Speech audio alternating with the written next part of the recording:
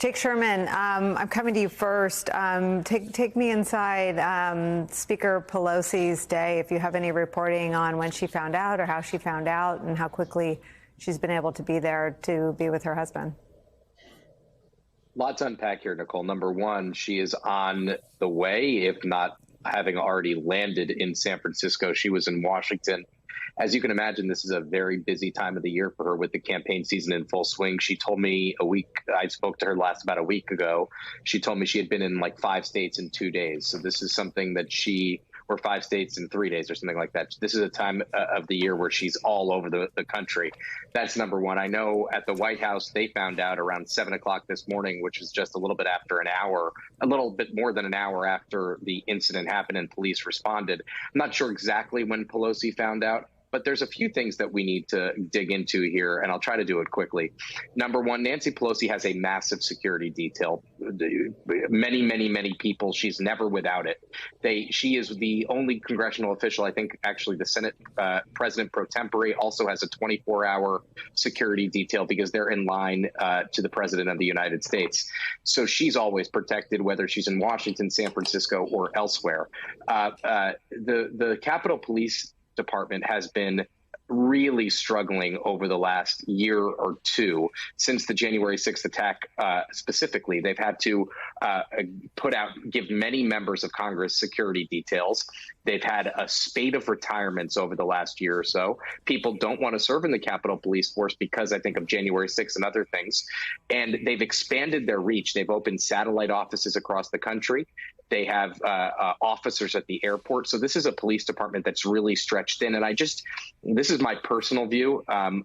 It's just astounding to think that the spouse of the number 3 official in the most powerful country in the world is sitting at home. An 82-year-old is sitting at home sleeping without any real security. I mean, this is a horrible incident, absolutely terrifying and awful. But you just start thinking about all the other things that could happen to somebody like that. He could be kidnapped. This is somebody, Nancy Pelosi, who sees the most secure intelligence on planet Earth.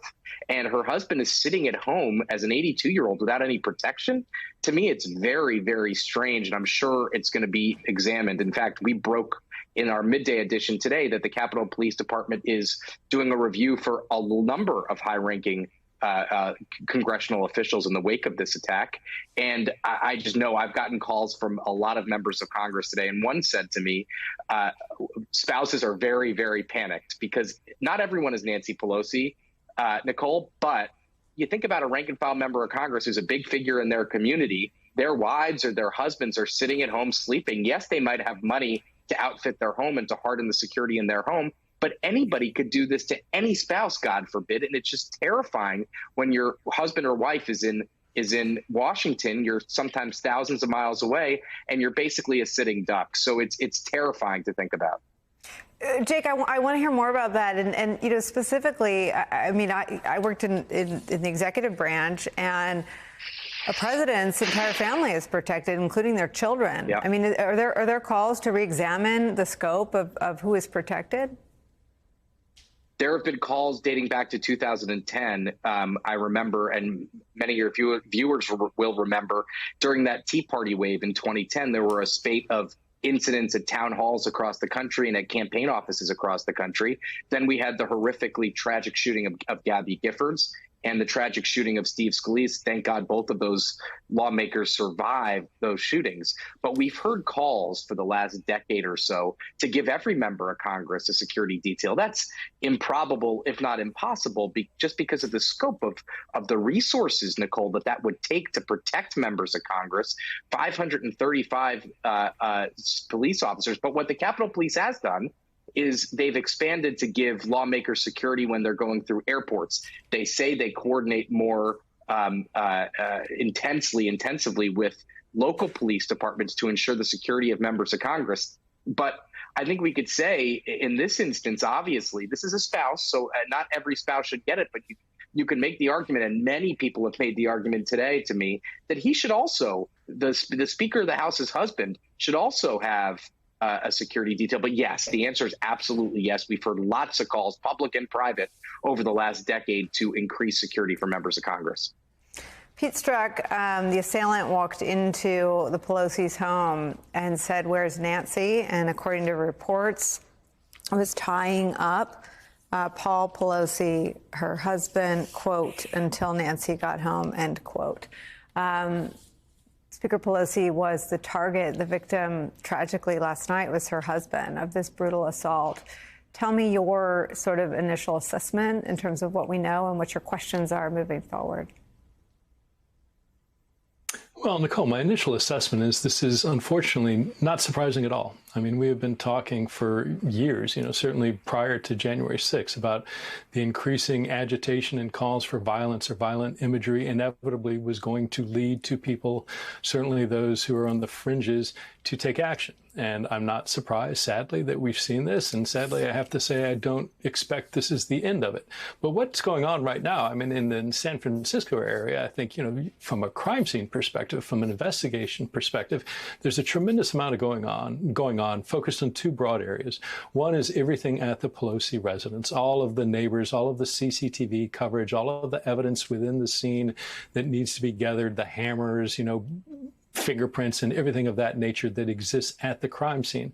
The second thing is going and looking at Mr. DePape and the investigation there, looking at everything about his life and unpacking that. I assume authorities will very quickly and probably already have obtained a search warrant to search his house and to go after things and seize his phones, look at his social media, look at his financial records to see what he was doing online, who he might have been in contact with, whether that's online in social media fora, whether that's via text message, whether that's via phone, and putting together a complete picture of who he is, what his motivations were, whether or not he was in contact with anybody, to develop a very full picture.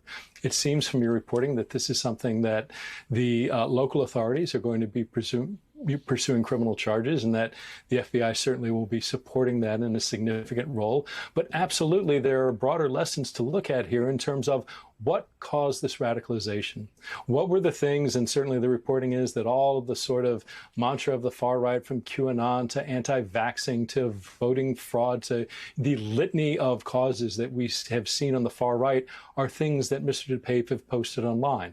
So to the extent there are lessons that can be drawn here about what, if anything, can be done to prevent other violence by other people, is certainly something that authorities are looking at.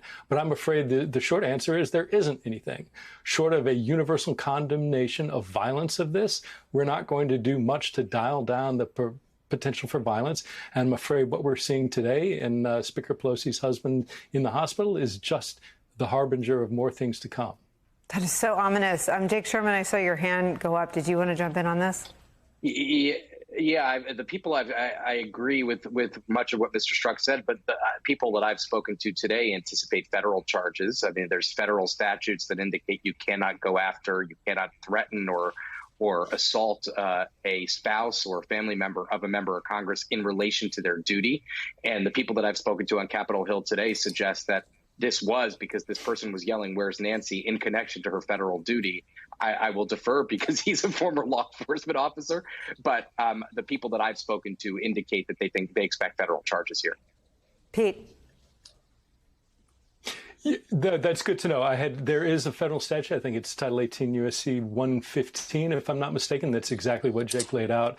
I had not heard that. I had seen discussion of that, but I hadn't seen reporting that it was also that federal charges might be pending. But that's good. I mean, the statute absolutely lines up with the events that we saw overnight and are seeing today. So, in that case, that the locals, along with federal prosecutors, will work hand in hand to kind of get an assessment of which crime better fits the charges, who should take the lead. And that's something that goes on a routine basis across the country. So I anticipate we'll get some much better sense of who is taking the lead and going first or simultaneously in the days ahead.